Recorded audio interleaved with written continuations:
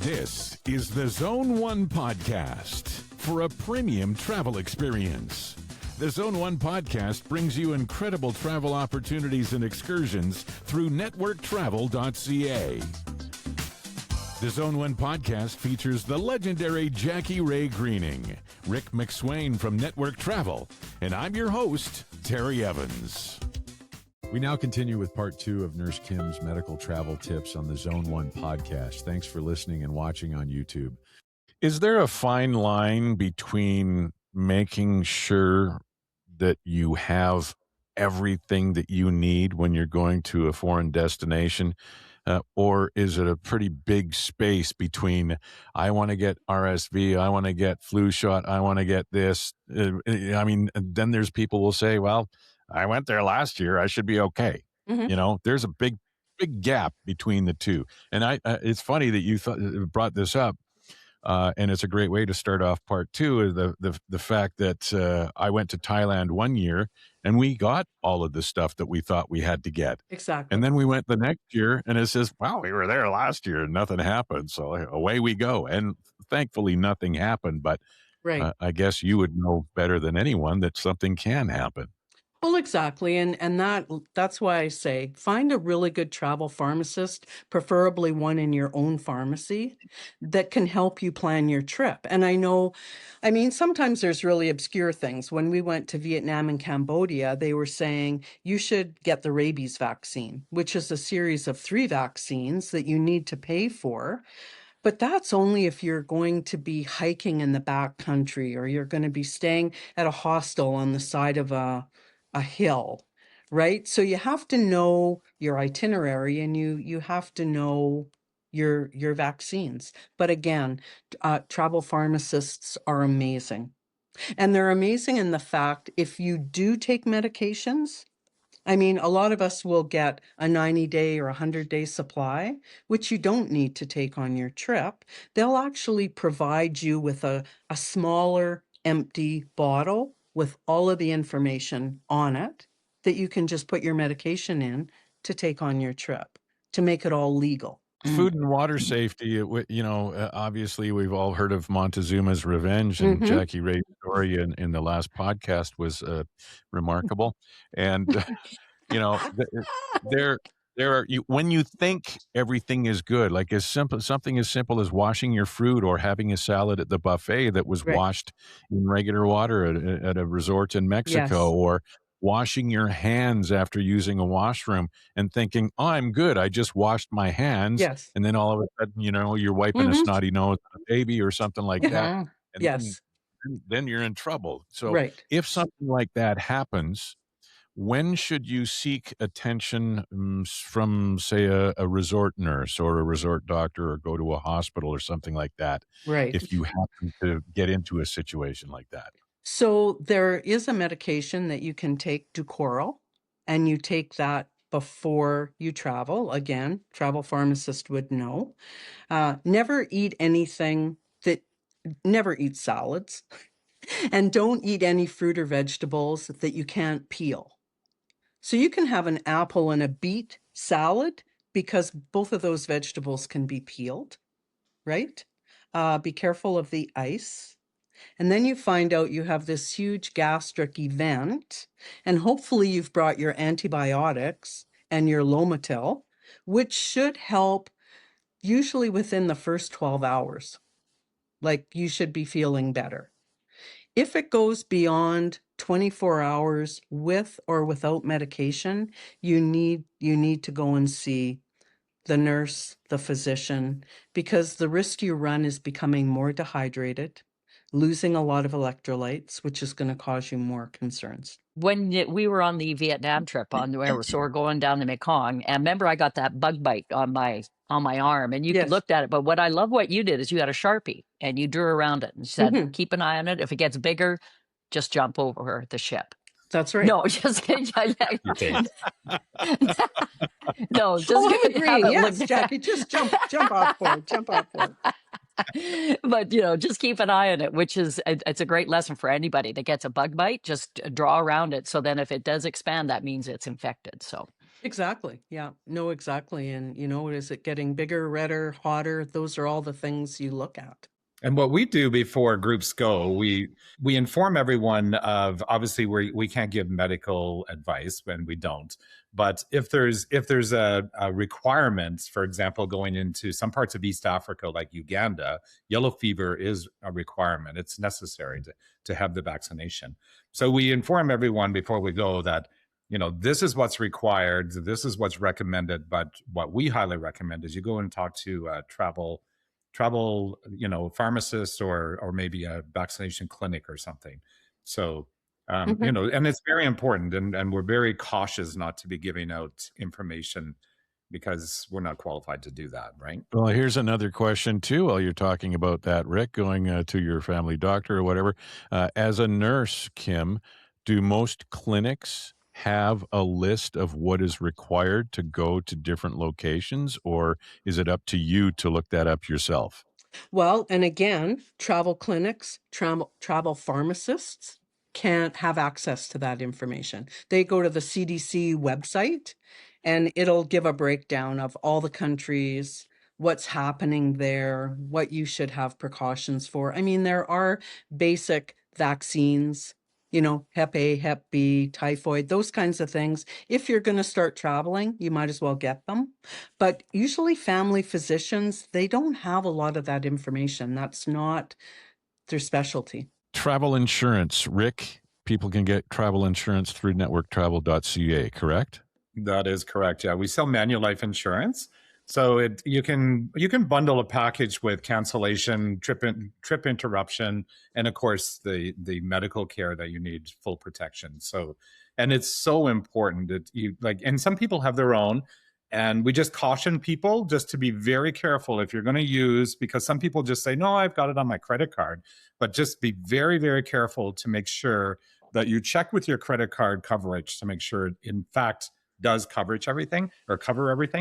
What's very common now is people will find out later that they have to pay for emergency services in advance and get reimbursed later.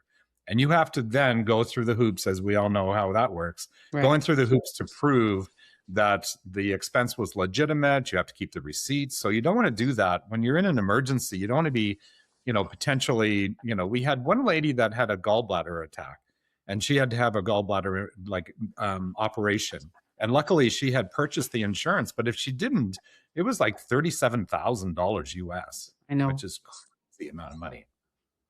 Well, speaking from someone with direct experience from an incident that involved my wife in Mexico, I cannot tell you how important travel/medical insurance is, because you're talking about hospital stays, you're talking about evacuation realities, like you said, Rick. You're talking about what you assume might be covered, what is covered, what may not be covered, and that you, like you said, Rick, you do have to pay up front. We were in a situation where we were mostly covered and we found out the hard way, but it was able, and then we ran into real issues with everything that happened in Mexico and trying to translate that information back to Canada so that treatment could continue for my wife as she recovered from her injuries. So it's very important to make those calls to your credit card, to talk to networktravel.ca, whoever Yeah. you're on the phone with, and find out everything you can from a travel pharmacist. Pharmacist, yeah.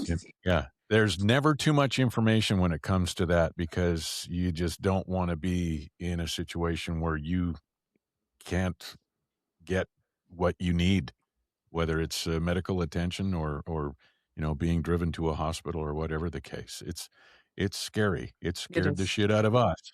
I'll tell you that much. And Jody's still recovering from that. It's been 2 years now. Well, and depending where Yeah. you go, like Jody, for example, she walked in an open hole or something, and people sprained ankles, and we had a lady that broke both ankles. And luckily she was insured and she had coverage and everything was fine, but she had two boots on. You just don't know if you're going to slip. You're having fun, you're doing all kinds of really cool things, and then you slip on a rock or something, and you suddenly realize that you broke one of an arm or a leg or something. And it's quite serious, because when you're going to a doctor or a hospital, like, you're tied up for a couple of days, and potentially sometimes you just don't know what could happen. So it's always good to have insurance. Yeah. Networktravel.ca for a premium travel experience. Visit the website today to find out more about these amazing travel adventures. The East Africa Safari in 2027, Antarctica in 2027, Vietnam and Cambodia this fall, Machu Picchu and the Amazon this summer. Also this summer, 2 separate vacation opportunities with private yachts in Croatia. All this and so much more. See them all at networktravel.ca. Sometimes it could be a pre-planned group, or maybe it's a multi-generational trip, or a wedding destination wedding or something like that. But age, mobility, and multi-generational travel when you have seniors with you on your Yeah, trip. I guess planning is the biggest thing, right, it Kim? is. And everything that we've talked about comes into play. And more importantly, to ask for help, like do your pre-planning. And if you have elderly with mobility issues, look at your airports. I mean, we're so lucky now to have the internet. You can look up any airport. You can see what gate you're arriving, what gate you should be leaving from. Now we know that can change, but do I have to take a train, a tram, a bus? Am I going to disembark out on the tarmac, or am I going to disembark where I have a tunnel to go through? Do your pre-planning, because that's key if you're traveling with somebody with mobility issues or somebody who may not be able to walk that far, and ask for help, because you hate to get up there and see the last wheelchair leaving because you didn't pre-plan, right? And that's And something yeah. that's a really good point. What we do is we will organize. We can organize that, and regardless if you book with us or not, ask whoever you booked with to make sure that there's someone there with a chair. And some people, this is a really important thing. It's really interesting, because we had someone not long ago, and they said, "Well, there's no way I'm getting a chair. I'm not going to have people think I'm in a wheelchair." And it's, you know what? I mean, it is the best thing to do, because right away someone's there to greet you. They wheel you Yep. right through the fast area if you have to go through customs or immigration. Yep. They get you through the fast lane. They take you right to your gate, so there's no confusion about where you have to go or anything. And in fact, we did one smaller group, and we just put a sacrificial lamb in a chair so we knew where to go. And I appreciate you doing that for me. Thank you. Yeah. But it works. And she was Jackie Ray was the reconnaissance senior. Yeah. It worked really well. Yeah. Well, this is a really great point, and I mean we're laughing and that, but this goes back to something that you said right off the top of our conversation, Kim. Don't be embarrassed, and don't keep information away from, whether it be your travel agent, the people in your group, or the airline or the airport or anything like that. If you even think that there is the slightest possibility that you may need a wheelchair, don't be embarrassed Exactly. about it. Take advantage of it so that you can enjoy your holiday that much more. Exactly. I mean, there's obviously something if you're dealing with mobility issues, you're probably not going to book your trip up to Machu Picchu. But yeah, and maybe you Exactly. have, God. Exactly. Exactly. so if that sensibility comes to your head, then it should also come to your head in trying to get from, the size of airports these days. If you have to have a connection from terminal A to terminal D, and all of a sudden you're doing the O.J. Simpson thing through the airport Yes. before the O.J. Simpson stuff, of course, but Yeah. the senior's not going to be able to do that. No. And when you talk about even I'm being sorry. and being prepared, is we had somebody forget their phone.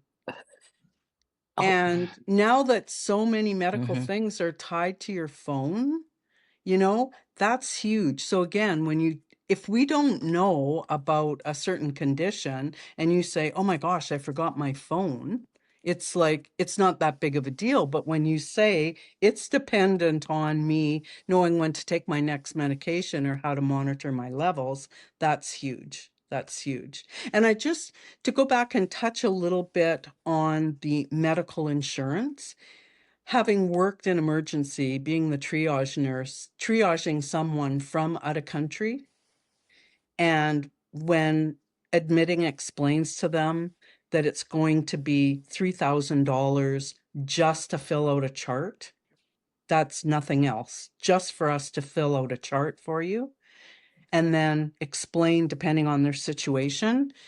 People sit there and have to debate if they can afford to stay in the hospital or not. And we've always had excellent insurance through Network Travel, through Manulife. We also have insurance through our credit cards. We have insurance through Workplace. But you need to read your fine print, and you need to bring that information with you, because when something happens, who do you call first? So you have one credit card, you've paid for your trip, insurance through Manulife, insurance through a work group plan. Something happens, who do you call first? There is a pecking order of who you call first. And if you call the wrong person, then you may not be covered. What forms do I need? If the doctor doesn't fill out the appropriate form, they won't cover your costs when you come back. So again, there is an insurance company out there that really wants to pay for your claim. So make sure you have all the information with you so that you can expedite things either on the scene or once you get home. Well, and that it just hit me too. You should be more prepared because you're kind of panicked when a situation happens and you're not thinking clearly. So it's actually smart to. I'm just sitting here going, "Oh my God, I got some work to do before the next trip." Because you're right, and I have everything. The husband doesn't. He wouldn't have a clue if something happened to me. Well, and let's take that one step further. God forbid something horrific happens on your vacation. Mm-hmm. How are you going to get home? And you have to think of that. So you have to think of that when you're taking out your travel insurance. And I actually had the pleasure of meeting a young man at your going away party, Jackie Ray, and he was on Survivor 49. And there he is, cooling his toes off in the water, gets bit by a snake. One of the other participants walks by and he's like, "Whoa, I just got bit by a crazy snake." Ends up, it is the most poisonous snake in the world. And had he not, had that other participant not walked by and he said something, he would not be alive today. Well, So, it ended up being a dry bite. As Jake Latimer, I had him on my other oh, podcast, and yeah, it was a banded sea crate, and it was a dry bite, but there was still heavy precaution, and that's why yes. he ended up leaving Survivor 49. He lives in St. Albert. Yes. So when people say, "Do I really need it? I'm young, I'm healthy, what's going to happen?" There you go. What's going to happen? You never know. If it was a pre-planned event, we'd be prepared, but they're accidents, and sometimes we just don't know when they're going to happen.